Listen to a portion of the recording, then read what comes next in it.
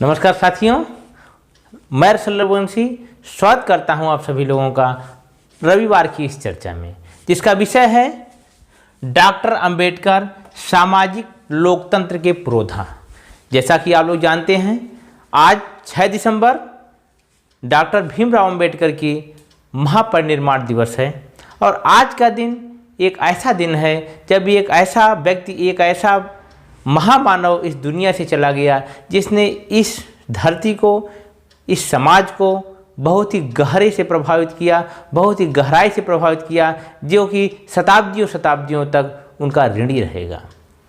मैं अपने प्रसंग पर आगे बढ़ूं उससे पहले मैं शुरुआत करूंगा एक घटना के साथ, जो कि डॉक्टर भीमराव अंबेडकर के जीवन की एक बड़ा ही मार्मिक घटना है, जिसका वो बार बार जिक्र करते थे। 9 वर्ष के अंबेडकर अपने पिता से मिलने के लिए अपने परिवार के लोगों के साथ रेलवे स्टेशन से निकलते हैं और जब वह अपने गंतव्य के रेलवे स्टेशन पर पहुंचते हैं, वहां से उतरने के बाद उन्हें वेटिंग रूम में इसलिए नहीं रुकने दिया जाता है क्योंकि वह एक दलित समाज से थे, एक ऐसे समाज से थे जिसे अछूत समझा जाता था। फिर वह बाहर निकलते हैं अपने परिवार के साथ और साधन के लिए इधर उधर भटकते हैं, तो एक बैलगाड़ी वाला बड़ी मुश्किल से उन्हें मिलता है, जो इस शर्त पर उन्हें अपने साथ ले जाने के लिए तैयार होता है कि जब तुम बैलगाड़ी पर बैठोगे, तुम्हारा परिवार बैलगाड़ी पर बैठेगा तो मैं नीचे उतर जाऊंगा। वजह कि तुम दलित समाज से हो, एक ऐसा समाज जिसे अछूत समझा जाता था, जिसकी छाया पड़ना भी एक पाप माना जाता था। तो इस प्रकार से किसी व्यक्ति को, किसी मानव को या किसी समाज को पद दलित करना, अपमानित करना एक मानवता के लिए बहुत बड़ा कलंक है, जो कि एक समाज, एक वर्ग, एक जाति ने हजारों वर्षों तक सहा। इसलिए मेरा यह मानना है कि डॉक्टर भीमराव अंबेडकर ने अपने समाज के लिए जो करने का प्रयास किया, इस देश के लिए जो करने का प्रयास किया, वह अप्रतिम था। उनका दृष्टिकोण बिल्कुल स्पष्ट था कि पहले आप अध्ययन करिए, अपने आप को संगठित करिए और संघर्ष करिए। जब हम बात संघर्ष की करते हैं तो डॉक्टर भीमराव अंबेडकर का संघर्ष कहीं से भी हिंसात्मक नहीं था। वह हिंसा में विश्वास करने वाले व्यक्ति नहीं थे। जैसा कि यदि हम उनके मातृपक्ष और पितृपक्ष का अध्ययन करें, उसको समझने का प्रयास करें, तो दोनों पक्ष कबीरपंथी थे और कबीर के दर्शन का, कबीर की सोच का, कबीर की गहराइयों का अंबेडकर के जीवन पर गहरा प्रभाव देखा जा सकता है। बाद में उन्होंने महात्मा बुद्ध का अध्ययन किया, ज्योतिबा फुले का अध्ययन किया। इन महापुरुषों को उन्होंने अपने जीवन का आदर्श बनाया और इन्हीं आदर्श पर आगे बढ़ते हुए उन्होंने समाज में समरसता लाने का सतत और अनवरत प्रयास किया। उनका मानना था कि कोई भी व्यक्ति जन्म से बड़ा नहीं होता है, जन्म से छोटा नहीं होता है। जैसा कि आज आप किस कुल में जन्म लेते हैं, किस धर्म में जन्म लेते हैं, यह बात महत्वपूर्ण नहीं होती है। महत्वपूर्ण यह होता है कि आपके कर्म कैसे हैं। जिस दिन इस समाज में जन्म से व्यक्ति के कर्म निर्धारित हो जाते हैं तो वह समाज पतन की तरफ ही बढ़ता है।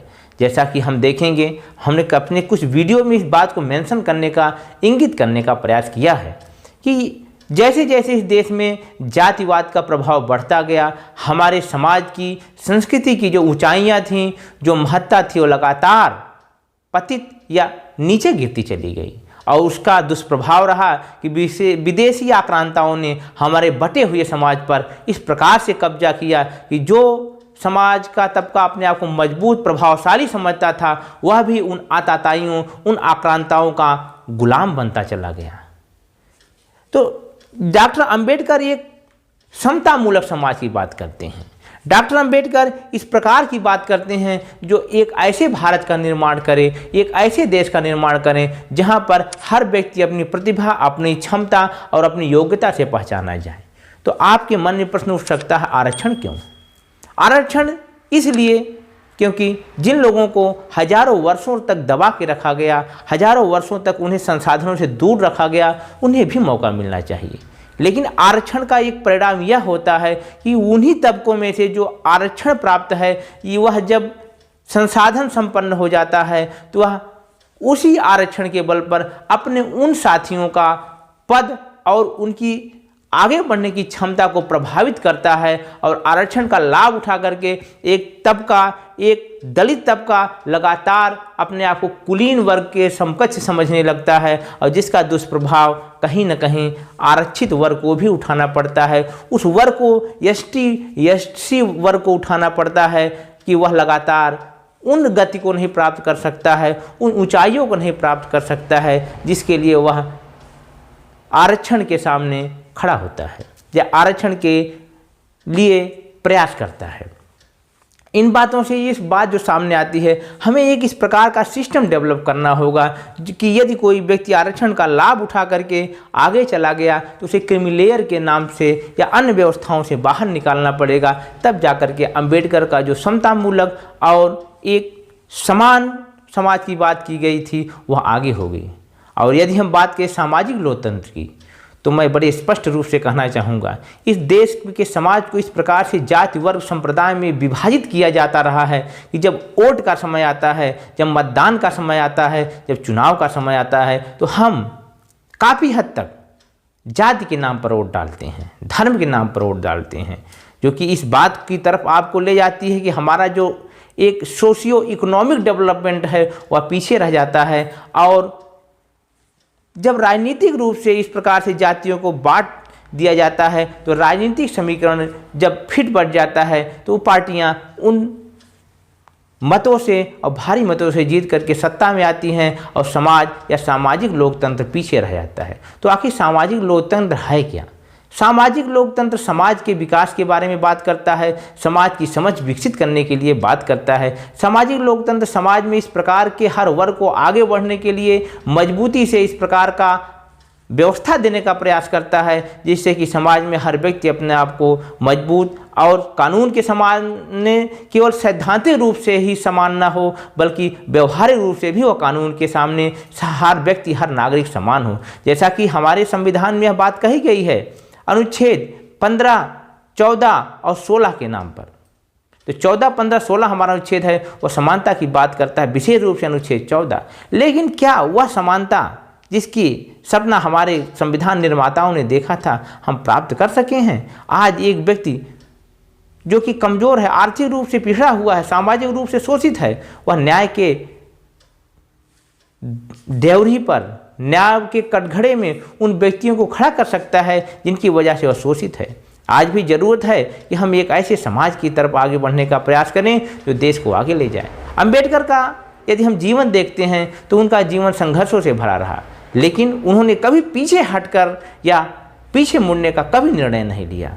वह गांधी जी के विरोधी थे, गांधी को कभी महात्मा नहीं माने और व्यक्ति पूजा के हमेशा उन्होंने विरोध किया। उन्होंने कहा जब हम किसी व्यक्ति को पूजा करने लगते हैं उसके सिद्धांत पीछे रह जाते हैं, उसके विचार पीछे रह जाते हैं और वह व्यक्ति एक मूर्ति के रूप में हमारे सामने तो होता है लेकिन विचार के रूप में नहीं सामने होता है। आज यदि वाकई में आप अंबेडकर के समर्थक हैं, अंबेडकर को सम्मान करते हैं, तो उनकी मूर्ति बनाने से ज़्यादा उनके विचारों पर महत्व देने की आवश्यकता है। हम जगह जगह उनकी मूर्तियाँ लगा करके उनको याद तो कर सकते हैं, उन्हें प्रतीक के रूप में स्वीकार तो कर सकते हैं, लेकिन उनके विचारों को अपने जीवन में आत्मसात नहीं कर सकते हैं। तो आवश्यकता है कि अधिक से अधिक अध्ययन किया जाए, अधिक से अधिक उनके बारे में जाना जाए। जैसा कि यदि आप व्यक्तिगत रूप से अंबेडकर की बात किए रहे तो एक व्यक्ति जिसने जीवन में 4 PhD, 4 थीसिस लिखी, किसी व्यक्ति के लिए एक बार PhD कर पाना ही बहुत बड़ी उपलब्धि होती है। लेकिन उन्होंने अच्छे अंकों के साथ कोलंबिया विश्वविद्यालय जैसे बड़े संस्थान से, इसके अलावा ब्रिटेन के बड़े बड़े इदारों से जहाँ पर बड़े अच्छे पढ़े लिखे लोगों का तबका जाता था, वहाँ से उन्होंने अच्छी अच्छी डिग्रियाँ और अपनी थीसिस लिखी जिसका लोहा पूरी दुनिया मानती है। और उन्हीं वजहों से हमारा जो पिछड़ा तबका था उनको सम्मान की तरफ आगे ले गया, जो दलित तबका था उन्हें उनको स्थापित किया। जब अंबेडकर जी भारत में आते हैं तो उनका यह प्रयास होता है कि जब देश में राजनीतिक आज़ादी की लगातार संघर्ष किया जा रहा है तो हमें सामाजिक समानता और सामाजिक एकजुटता और सामाजिक समतामूलक समाज के लिए प्रयास करना चाहिए। वह उनका हमेशा से मानना रहा कि हम राजनीतिक आज़ादी तो ले सकते हैं, लेकिन इस समाज में सामाजिक लोकतंत्र और सामाजिक एकता को स्थापित करना कतई आसान नहीं है। इस मामले में महात्मा गांधी के भी विचार यही थे कि हमारे लिए सामाजिक एकता, सामाजिक समरसता भी उतनी ही आवश्यक है जितना कि राजनीतिक आज़ादी। हमने राजनीतिक आज़ादी तो प्राप्त कर ली, उसमें हमें गौरवपूर्ण सफलता प्राप्त हुई, लेकिन आज भी हमारा समाज सामाजिक आज़ादी या सामाजिक लोकतंत्र में पिछड़ता जा रहा है। समय समय पर जिस प्रकार से लोगों के बीच विद्वेष पैदा होते हैं, एक दूसरे का विरोध की बात आती है, वह आपके लोकतंत्र को कमज़ोर करता है। लोकतांत्रिक प्रक्रिया आपको सम्मान देती है, आपके हर विरोध का सम्मान करती है और संवाद कभी समाप्त नहीं होता है। लेकिन आज की जो राजनीतिक परिस्थितियां हैं वह छोटे छोटे मामलों को लेकर के व्यक्ति पीछे होता चला जाता है और व्यक्ति इतना पीछे हो जाता है कि समाज उससे कभी समझौता करने की स्थिति में खड़ा हो जाता है। तो इन बातों को यदि आप ध्यान में रखना चाहते हैं और देश में एक ऐसा लोकतंत्र स्थापित करना चाहते हैं जैसा कि हमारे लोकतंत्र निर्माताओं का सपना था, तो आप लोग मेहनत करिए, पढ़िए, एकजुट रहिए और इस देश के बारे में सोचिए, इस समाज के बारे में सोचिए। जैसा कि अम्बेडकर जी कहते थे कि मैं एक बहुत बड़ा राष्ट्रभक्त हूँ, लेकिन मैं कतई किसी व्यक्ति का पूजक नहीं हूँ। मैं महात्मा गांधी को नहीं मानता तो इसका मतलब यह नहीं है कि मैं भारत को नहीं मानता। वह कभी भी राजनीतिक विरोधाभास के इस प्रकार का उन्होंने विरोध नहीं किया कि देश में बंटने की कंडीशन खड़ी हो। वो हमेशा इस बात को लेकर चलने का प्रयास करते थे कि हमारे जो अधिकार हैं, जो दलितों के साथ अत्याचार हुआ है, उसे उनको न्याय मिलना चाहिए, उसे उन्हें छुटकारा मिलना चाहिए और समाज में एक सम्मानजनक स्थान उन्हें प्राप्त होना चाहिए, जो एक व्यक्ति की गरिमा के लिए अत्यंत आवश्यक है, मानवता के लिए, मानवता के हित में है। तो यदि हम आज सच्ची श्रद्धांजलि डॉक्टर भीमराव अंबेडकर को देना चाहते हैं तो आवश्यक है कि आप उनकी मूर्ति पूजा से बचें, उनकी प्रतीकात्मक पूजा से बचें, उनके बताए हुए रास्ते पर चलने का प्रयास करें और इस समाज को, इस राष्ट्र को एकजुट करें, मिलजुल करके आगे बढ़ें। इन्हीं बातों के साथ मैं आपका दोस्त रसल रघुवंशी इस वीडियो को समाप्त करने की अनुमति चाहता हूँ। साथ ही साथ इस अनुरोध के साथ आपसे निवेदन करता हूं, यदि मेरी बातें आपको अच्छी लगती हैं, मेरी बातें आपको समझ में आती हैं और मेरी बातों से आप कहीं ना कहीं प्रभावित होते हैं, तो इस चैनल को लाइक करिए, सब्सक्राइब करिए और अधिक से अधिक अपने दोस्तों तक शेयर करिए, जिससे कि सकारात्मकता हमारे समाज में फैले और यह बहुत ही आवश्यक है समाज को आगे बढ़ाने के लिए। तो फिर जल्दी मुलाकात होगी आप लोगों से, तब तक आप लोग खुश रहें, आबाद रहें। धन्यवाद।